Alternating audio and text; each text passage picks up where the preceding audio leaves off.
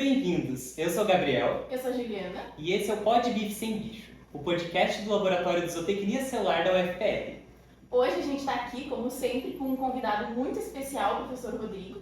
Eu vou apresentar ele para vocês. Então, ele é atualmente professor da Escola de Administração aqui da Universidade Federal do Paraná.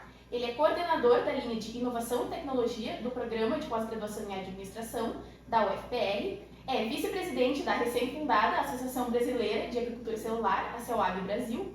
Possui 2 estágios pós-doutorais. É doutor e mestre pela UFPR e bacharel em Administração pela Faculdade de Administração e Economia. E ele desenvolve pesquisas em administração, principalmente na interface entre negócios e sociedade, a partir da inovação, incluindo inovação social, empresa, empreendedorismo social, impactos sociais das inovações e transição sociotécnica para a sustentabilidade, incluindo as proteínas alternativas. Então, Rodrigo, a gente sempre começa os nossos podcasts perguntando para os convidados como que eles entraram para a área de zootecnia celular. A gente quer saber como que tu se interessou pelo tema, né, como que tu chegou aqui e o que te levou a se interessar por estudar por esse assunto. Olha, muito obrigado pelo convite, é um prazer enorme estar aqui, é um prazer enorme falar sobre a temática. Obrigado pelas apresentações, né? Um pouco extensas, não precisava tanto. Esse é o currículo. Quando a pessoa tem um currículo muito extenso. Não. Então, respondendo já a sua pergunta, Juliana, sempre que eu entrei para estudar questões de negócios, né, na faculdade de administração e tal, eu sempre via todo mundo falando muito sobre lucro, empresas foram feitas para ter lucro, né? Então precisamos de mais dinheiro, mais lucro e só se mede sucesso de uma empresa pelo lucro, né? E aí, quando começaram algumas disciplinas relacionadas à sustentabilidade, gestão ambiental, eu vi que era ali que eu me encaixava muito mais, né? Eu já gostava da temática antes, mas eu vi que também dava para relacionar um pouco mais negócios com ser bom para o mundo também, né? Porque tem sempre, volte e meia, as empresas, por mais que elas contribuam com impostos, com empregos e tal, a maior parte do que elas geram é quase um malefício para a sociedade, né? Geram muito lixo, geram muito problema, consomem recursos, né? Muitas vezes recursos escassos, tem problema com mão de obra, baixos salários, né? Então, não é esse tipo de organização que eu gostaria de trabalhar, não é esse tipo de organização que eu gostaria de estudar, de ter e tudo mais, né? Então eu vi que era possível fazer diferente, né? E aí todas as minhas pesquisas e trabalhos e tal sempre foram mais para essa questão de sustentabilidade, né? Como as organizações poderiam cumprir melhor com o seu papel e ajudar um pouco mais, né, o mundo. Então no mestrado eu já fiz um trabalho nessa área, no doutorado também eu fiz nessa área, mas não com proteínas alternativas ainda, né? Mas sim com questões dos impactos das inovações na sociedade, como as inovações poderiam ser boas para a sociedade. Sim. E aí, no final de 2020, eu vi um edital, né, que foi aberto aqui pelo laboratório, pela professora Carla e pelo professor Germano, em que eles buscavam um pós-doutorando, né, tinha uma vaga de pós-doutorado, para estudar os impactos sociais de proteínas alternativas. Nunca tinha ouvido falar em proteínas alternativas, principalmente carne celular, né? A carne baseada em plantas sim, mas a carne celular ainda não. Mas, embora eu não tivesse conhecimento do campo específico, eu conheci um pouco mais sobre a questão dos impactos sociais das inovações. Sim. Eu pensei, é mais um tipo de inovação, então quais são os impactos? Vão ter impactos sociais que precisam ser estudados. Exatamente. Então, não mudava tanto do que eu já vinha fazendo, mudava o objeto de pesquisa. Sim. Né? Mas a temática, tudo isso era muito próximo. Né? E aí eu me inscrevi e tiveram 10 candidatos, assim, eu não achei que seria, né, tão concorrido, mas como eu já tinha uma bagagem legal estudando essa área, sem o objeto, mas já estudando essa área, aí acabou que deu tudo certo. Sim. E aí eu ingressei. Que E aí legal. do começo de 2021, né, até aí 2021, 22, 23, 24, e de agora em diante, né, Sim. é uma das minhas principais áreas de pesquisa atualmente. E tem alguma coisa assim específica no fato de ser proteínas alternativas que tenha te atraído? Porque como tu falou, tu já estudava os impactos sociais de inovações e tu poderia ter estudado outros tipos de inovações, né? Sim. Mas assim, o fato de ser proteínas alternativas ou carne cultivada, teve algo específico assim que te atraiu? Olha, a primeira coisa que me atraiu quando eu conheci um pouco mais, foi a questão da sustentabilidade ambiental. Né, por ser melhor para o mundo ambientalmente falando. Né? Esse foi o primeiro ponto e para mim é um dos principais pontos ainda. Né? Ao entrar aqui no laboratório, eu abri a mente para a questão animal, que eu ainda não tinha ouvido falar muito, não conhecia muito, né? Então para mim era algo muito distante. E aí vindo para o laboratório, começando a entender um pouco mais, a entender os animais como indivíduos e tal, aí essa também foi uma coisa que me pegou bastante. Então hoje eu estudo por 2 pontos, a sustentabilidade, principalmente ambiental, Sim. e também a questão da ética animal são os pontos principais para mim hoje. E é muito interessante, né? A gente já é o segundo convidado consecutivo, depois da Maria Marques, que a gente apresenta que não tem essa relação com as ciências agrárias e biológicas, né? O professor é bacharel em administração e é para mostrar cada vez mais que essa área de zootecnia celular é para todos, né? Para quem quiser se engajar. Exatamente. Totalmente multidisciplinar, né? E exatamente sobre isso eu queria te perguntar, professor, como que você acha que essa área da administração, né, consegue entrar na área de zootecnia celular, que para muita gente pode parecer um pouco distante, mas é importante a gente falar sobre esses impactos também que é estudado em outras áreas, né? Na verdade, assim, dá um susto na gente, que é algo completamente novo, mas se a gente for pegar, assim, olhar sobre o olhar da gestão da inovação, que é a minha área, né, uma das minhas áreas de trabalho hoje, nada mais é do que uma inovação, nada mais é do que uma mudança no comportamento das pessoas, de como elas, por exemplo, no passado se locomoviam, e como elas se locomovem hoje, né, como elas satisfaziam suas necessidades no passado, como elas satisfazem hoje, como elas se alimentavam no passado e no presente, como elas vão se alimentar no futuro. Então, quando a gente olha nesse cenário, sai um pouco essa questão de ser um bicho de 7 cabeças, assim, ser uma coisa muito complexa, muito diferente. É mais um caso de inovação, só que ele tem realmente uma profundidade, uma inovação mais radical. Sim. Mas nada tão diferente do que a gente teve com os carros, quando eles surgiram, com os meios de comunicação, com a internet, que foram também inovações muito radicais, que mudaram profundamente a sociedade, mas muitas das coisas mudaram para melhor, né? Então, a gente olha isso como uma oportunidade para mudar para melhor. E aí o Brasil assume um papel muito relevante, né? Então, tem oportunidade para todas as profissões aí que querem se engajar na temática, entenderem muito mais, né? Sai muito desse entendimento do senso comum, de que é só biotecnologia, veterinária, zootecnia, e abre para outras áreas, né? Então, tem muito mercado de trabalho, eu acredito. Eu sempre fico muito encantada quando eu descubro essas novas áreas de pesquisa, porque assim, eu também já fiz parte do senso comum quando eu me formei e também recém entrei em contato com a zootecnia celular.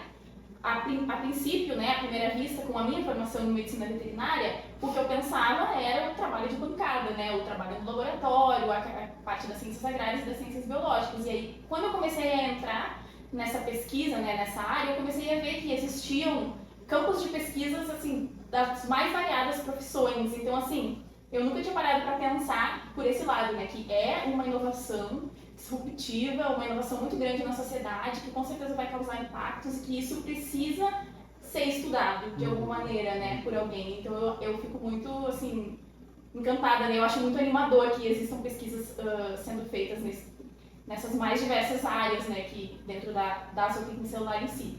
Então, como tu falou, né, foi o estudo do teu pós-doutorado, que tu fez aqui com a professora Carla, também com o professor Germano, a gente queria que tu falasse um pouco para nós o que tu encontrou sobre os possíveis impactos socioeconômicos das proteínas alternativas. Olha, eu acho que foi assim, um estudo incrível, né? Aquele fazendo propaganda para o próprio estudo, né? Não é nesse sentido. Mas merece sim.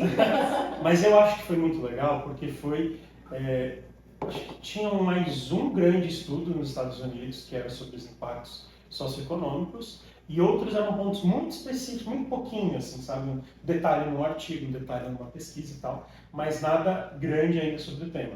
E quando a gente fala de impactos, nada melhor que o Brasil ser o estudo de caso. Porque somos aí muito dependentes, né, do agronegócio, né? 1/4 do PIB vem do campo, não só da produção de carne, mas vem do campo, né? Então, falar de qualquer coisa que mexe com isso é algo muito delicado, né? Então, nós estudamos aqui ao longo de... o tempo do pós-doutorado mesmo foi 1 ano, né? E eu fiquei mais 6 meses trabalhando como pesquisador associado, porque eu já tinha entrado na universidade.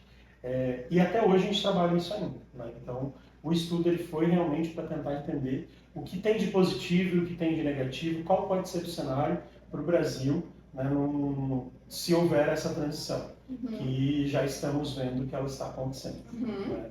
Então, eu fiquei muito feliz com os resultados, até hoje a gente colhe alguns frutos, até hoje tem algumas coisas ainda para fazer, e volta e meia eu recebo lá, foi citado em algum lugar, né? Eu recebo, esses dias recebi uma foto de uma pessoa de um livro que ela estava lendo que já citava o nosso estudo. É um livro que já não demora mais tempo para sair, né? Então eu fiquei bem feliz e fico muito grato, né, aos meus parceiros de pesquisa aqui, a professora Carla, a professora Germana, todo o laboratório e tal. Acho que foi um projeto bem sucedido, que deu muitos frutos e temos alguns resultados aí para compartilhar. Né? Qual foi exatamente o objeto de estudo, professor? Como que você realizou essa pesquisa, né? Isso, na verdade, né, a pesquisa, ela era muito grande e ela continuou sendo muito grande, não sei nem como, na época acabou que a gente conseguiu fazer, né, realmente por causa dos contatos, né, e ter um pouquinho mais dessa abertura, porque não é muito fácil, né.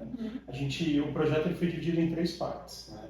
Então, metodologicamente, na primeira parte, nós fizemos entrevistas com especialistas brasileiros especialistas na área de tanto a agricultura mais convencional, né, quanto essa questão mais inovadora. Então, a gente pegou desde pessoas de grandes empresas nacionais aqui do setor bem convencional, quanto de startups, pessoal do governo, pessoal de ONG, pessoal de universidades. E a gente estudou e perguntou para essas pessoas, né, o que pode acontecer com o Brasil no futuro. Qual que é o cenário, o que se espera. Né? Nós entrevistamos nessa primeira parte 34 pessoas aqui no Brasil, né? Qualitativamente, né, para pesquisa qualitativa, isso é um número muito alto, né? Porque é uma conversa de meia hora, uma hora e meia com cada uma dessas pessoas, e aí tem todo o processo de interpretação, né? Então são justificativas, são falas mesmo, não é marcação e tal, então realmente deu bastante trabalho, mas foi muito legal. Então a parte 1 foi essa, a gente perguntou para os especialistas brasileiros. A parte 2 e 3 foi baseada no estudo quantitativo, que nós enviamos para especialistas do mundo todo. Então, a gente tentou incluir mais alguns do Brasil também, para responder esse segundo questionário, que aí era baseado nesse primeiro, que a gente entendeu um pouco melhor. Nós construímos um questionário, enviamos para especialistas do mundo, mas especialmente Brasil, Estados Unidos e 4 ou 5 países da Europa. Né? Então, nesse país da Europa, entraram Bélgica, entre Itália e Polônia e mais alguns outros países também, né? Porque o nosso órgão financiador era europeu, então a gente tinha que também abrir um pouco mais lá. Né? Então a gente fez a parte 1, era qualitativa, com 34 especialistas brasileiros, a parte 2 e 3 foram com 128, 129 especialistas, perguntas quantitativas, né? Aí para pensando mais na comparação entre Brasil e o exterior, o que os especialistas estavam achando. E aí era um questionário, né? Então era um questionário que foi mandado para as pessoas e elas respondiam, não tinha essa entrevista. Assim. Isso. A segunda parte foi 129, 130, foi resposta ao questionário. Né? Então, foi uma análise quantitativa. Sim. E tu consegue destacar pra gente alguns pontos de o que vocês encontraram, então, a partir disso, a partir das perguntas que vocês fizeram, a partir das respostas dos questionários? Tanto quanto o lado positivo, quanto os obstáculos também, né? O que as pessoas disseram sobre isso? Primeiro, assim, né, acho que as entrevistas no Brasil foram muito reveladoras, porque aí sim a gente conseguiu conversar com as pessoas que entendem do meio, que estão ali ativamente no campo, né, e nós descobrimos, né, que as pessoas elas sempre começavam falando de um lado muito negativo. Né? Vamos perder mercado, vai ser ruim para o Brasil, é desemprego, né, vai criar uma mudança muito grande. Realmente é verdade, né? Realmente o cenário que se aproxima é um cenário de mudança, assim como em qualquer inovação. Então, as coisas vão mudar. Né? Então, no primeiro momento, quase todos os entrevistados começavam com essa perspectiva mais negativa, né, mais de obstáculos. Né? E isso é muito interessante, porque conhecendo os obstáculos, a gente pode formular políticas públicas de apoio nessa transição, por exemplo, para o produtor, para as pessoas que trabalham no campo, a gente pode tentar formular políticas públicas. Né? E aí, à medida que a gente ia conversando, as pessoas começavam a enxergar oportunidades que a gente nem imaginava ainda. Né? Eles começavam assim, muitas vezes, mas o Brasil produz muitos vegetais, a gente tem um solo muito bom, a gente cultiva muita coisa, então a gente pode ser talvez um fornecedor de ingredientes no cenário internacional. Né? E aí as pessoas começavam a abrir oportunidades excelentes, como essa questão de ser um grande player internacional na questão ali dos ingredientes, né? ser um grande player nessa indústria, porque a gente tem as indústrias grandes aqui no Brasil que conhecem o processo e, querendo ou não, ainda é carne, né? Então, por ser carne, a indústria que trabalha com carne já tem um conhecimento, pelo menos na parte de embalagem, transporte, mercado consumidor, né? A gente viu também que poderia haver um aumento do número de empregos e não uma redução, porque as pessoas que estão no campo trabalhando lá com carne, mesmo que exista uma mudança, elas vão trabalhar com ingredientes, elas vão trabalhar com outras coisas. Elas não vão realmente perder o seu emprego. Sim. Pode ter uma mudança, mas não vão perder os seus empregos. E muitos empregos vão sendo criados em áreas que exigem também uma formação maior. E aí, então a gente viu também que podem existir pode existir um aumento do salário, pode ter um aumento do treinamento, né? Isso pode puxar não só a nível universitário, mas para trabalhar dentro de uma fábrica de carne cultivada, a gente não está falando só de veterinários ou tecnistas de farmacêutico, de químico. Está falando de uma pessoa do nível técnico também, que vai executar funções do nível técnico, né? Então isso acaba puxando uma formação muito grande de pessoas, né? Sim. Então a gente viu um balanço grande entre questões negativas, questões que a gente precisa resolver, e muito maior as questões positivas, né? Mas vou entrar num assunto que eu acho que é bem interessante. Você não tem como dizer não para uma inovação. Sim. Então não tem como dizer assim, no Brasil eu não quero a carne celular, porque aqui a gente, né, não quer ter nenhuma mudança. Só que essa mudança vai acontecer no mundo todo. Querendo ou não, né? Querendo ou não tem como dizer não. Sim. É como se a gente dissesse não para o carro elétrico. Não adianta, vai acontecer. É como se eu dissesse não no passado, né, para a energia elétrica que tirava emprego das pessoas que acendiam lá aquelas lamparinas na rua. Né? Então eu não consigo dizer não. Primeira coisa, eu não consigo dizer não. Então os efeitos negativos, eles vão acontecer de qualquer forma. Então, com alguma mudança, diminuição nas exportações, essas questões todas, elas vão acontecer de qualquer maneira. Porque os Estados Unidos estão liderando, países da Europa estão liderando, a Ásia muito mais ainda, né? Tem muitas iniciativas na Ásia. Então as pessoas vão diminuir as importações do Brasil, por exemplo. Então as coisas negativas vão funcionar de qualquer forma, vão acontecer de qualquer forma. O que muda, e eu acho que essa é a principal conclusão do nosso estudo 1, é o engajamento do Brasil. Se o Brasil se engajar, ele colhe resultados positivos e vai ter os negativos. Se ele não se engajar, ele tem só os negativos e acaba não conseguindo colher todo esse resultado positivo que poderia acontecer. Sim. Então, acho que do estudo 1, falando do Brasil, esse, para mim, é o principal resultado. Né? Acho que esse é o principal ponto. Que é a ideia de masterizar os pontos positivos, já que a gente sabe que os negativos vão acontecer, isso não só aqui, como no mundo todo, né? Porque, como qualquer outra inovação, tem seus pontos negativos juntos e a gente não tem como, né, fugir disso. Perfeito, esse é o ponto. A gente não vai conseguir fugir disso. Isso vai acontecer. Né? Então, se eu não tenho escapatória para os pontos negativos, então eu vou tentar colher os pontos positivos. Sim, porque senão a gente vai ficar para trás. Só perde, a gente só perde e vai ficando para trás. Então, acho que essa é a conclusão assim, fundamental. E se tiver uma coisa para eu destacar no final, falando sobre esse ponto, é isso, né? Trazendo essa importância do Brasil se engajar. Sim. Isso é um tema recorrente aqui, né? Essa outra questão que o professor falou, né, Ju? Que é ver que isso foge um pouco do senso comum das pessoas acharem que a carne cultivada, como as outras proteínas, vem para acabar com os empregos do pessoal do agronegócio e tudo mais, que é um senso que está aí na nossa sociedade e é normal. Isso é um tema recorrente em todos os podcasts que a gente vem falando sobre isso. E é muito bom ouvir, né, de pessoas especialistas, como as que você entrevistou, que disseram exatamente o contrário, né? Que é uma que vem para trazer novos empregos, que vem para gerar novas oportunidades e tudo mais. Então foge um pouco daquilo que muita gente pensa, né? Mas te digo que mesmo esse especialista, no primeiro momento, vem muito aquela coisa que a gente está envolvido, né? Vai ser ruim para o Brasil, a gente vai perder. Aí a pessoa começa ali 15 minutos, meia hora falando sobre o assunto, ela começa a ver, olha, na verdade, isso vai acontecer de qualquer forma, mas o que pode mudar é se a gente conseguir desenvolver lá um centro de pesquisa na área de ingredientes vindos da ervilha. A gente pode cultivar aqui no Brasil. A gente cultiva pouca ervilha no Brasil, mas a gente pode cultivar mais e a gente pode beneficiar essa ervilha aqui no Brasil. Tá?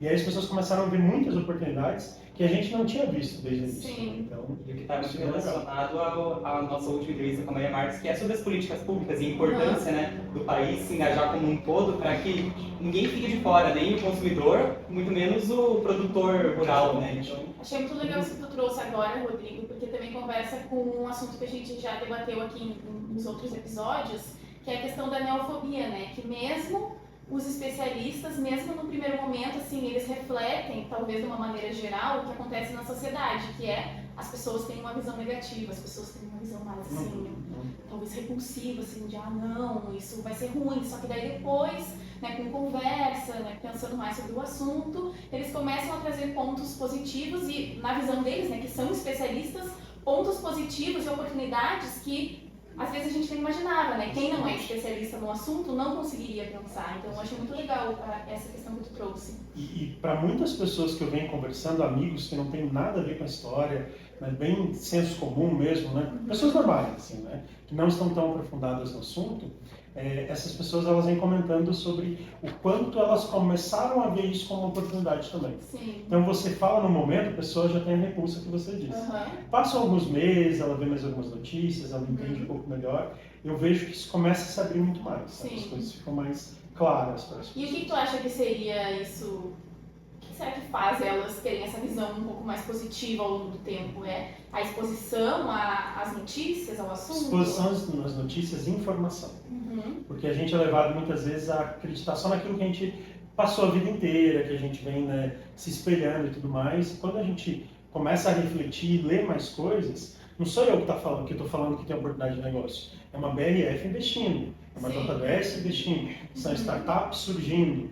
Né, e essas startups elas estão alavancando dinheiro, elas estão conseguindo dinheiro no mercado. Então, para os meus colegas lá da escola de negócio, eu não preciso dizer que é uma oportunidade de negócio. Eles começam a ver essas notícias e aí todo mundo já abre um pouco mais, né, para encarar isso como uma mudança, assim como qualquer outra. Sim. E que também é bom a gente destacar que não é uma mudança da noite para o dia, então a gente tem um certo tempo de adaptação e não é uma mudança que ela é totalmente radical, é uma mudança ao longo do tempo. Então, a gente tem um certo espaço de tempo para se adaptar, só que não pode deixar passar muito, senão todo mundo vai para frente e a gente fica. Sim, sim. E eu acho importante também a gente falar, a gente falou ali dessa questão dos pontos negativos, que eu chamaria, eu acho que talvez de obstáculos, né? Como é uma coisa que pode acontecer e talvez vá, então vamos chamar de obstáculos, que é o que a gente precisa superar. E quais são esses obstáculos que você encontrou na pesquisa? A primeira coisa que todo mundo menciona realmente é o medo da perda do mercado. Medo de perder o mercado. O mercado convencional. O mercado convencional. Né? Então, muitos especialistas mencionaram, olha, a gente deve ter uma barreira muito grande, que é essa questão desse medo, desse receio das pessoas em perderem o mercado. Né? Então, esse é o primeiro ponto. E essa perda de mercado, né, não está nem tão relacionada ao mercado interno, mas a gente exporta muito. Sim. Né? Nós não somos o maior produtor de carne do mundo, mas a gente é o maior exportador de carne do mundo. Né? Então, o consumo interno pode até ser que a gente consiga manter e tudo mais, mas o que a gente exporta? A partir do momento em que um país, vamos citar lá a Holanda, comece a fazer os seus próprios produtos, eles talvez não comprem mais tanto da gente. Né? Então, esse é um ponto essencial. Agora, se trabalharmos com ingredientes, com a carne cultivada, com a proteína, né, vegetal, a gente está nessa cadeia também. Então, na verdade, para o administrador, para as pessoas de negócio, para o fazendeiro, é um mercado adicional. É um novo mercado, são novas possibilidades, é um momento de mudança. Então, esse é o principal ponto que eu vejo que as pessoas concordam bastante.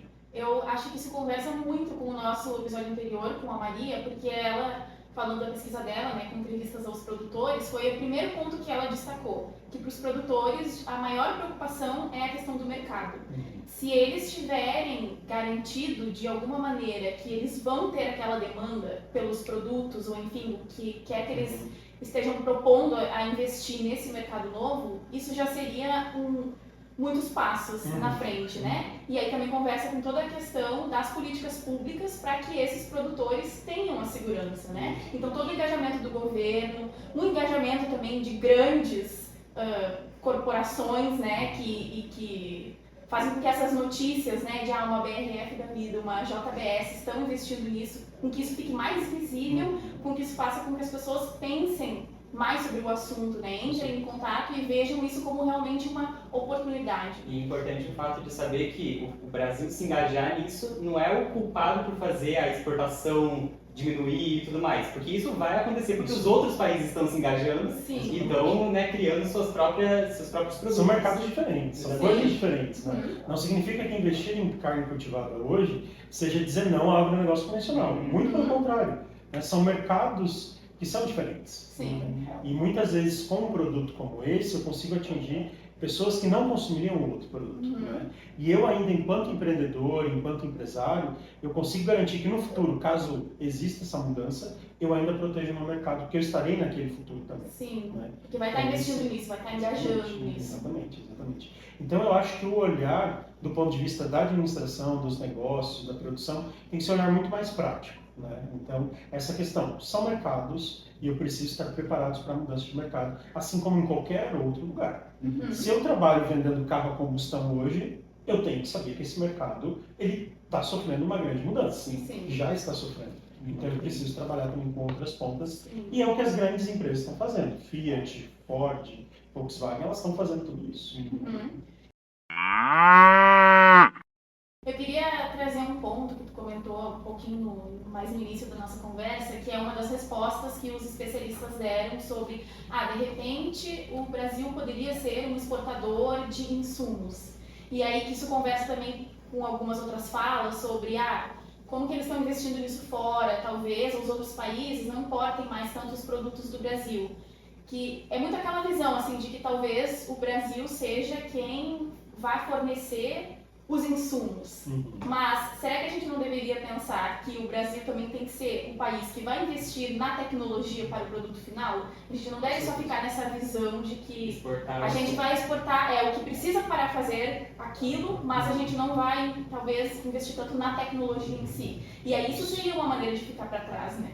Esse é um grande desafio do Brasil há muitas décadas. Né? A gente sempre trabalha com insumos, com ingredientes, exportando a soja do jeito que ela vem, soja em grão. Né? E conversando com as pessoas é muito comum. O Brasil exporta a soja, essa soja é beneficiada nos Estados Unidos, ou na China, alguns países da Ásia, volta para o Brasil só o extrato daquilo, só alguns ingredientes específicos. Né? E a gente paga muito caro nisso. Né? Então, realmente, pensar o Brasil enquanto um grande produtor de insumos, ótimo. Mantemos o nosso mercado, somos já um grande exportador disso, a gente só vai mudar um pouquinho o mercado, mas é a mesma coisa.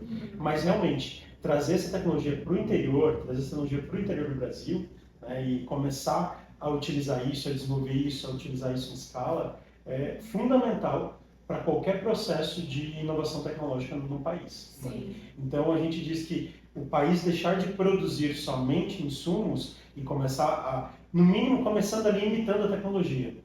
Né, você copiar mesmo uma tecnologia que já existe. E aí daqui a pouco a sua cópia vai ficando boa, você vai vendo algumas necessidades, vai melhorando, quando vê você está produzindo algo muito melhor do que o original.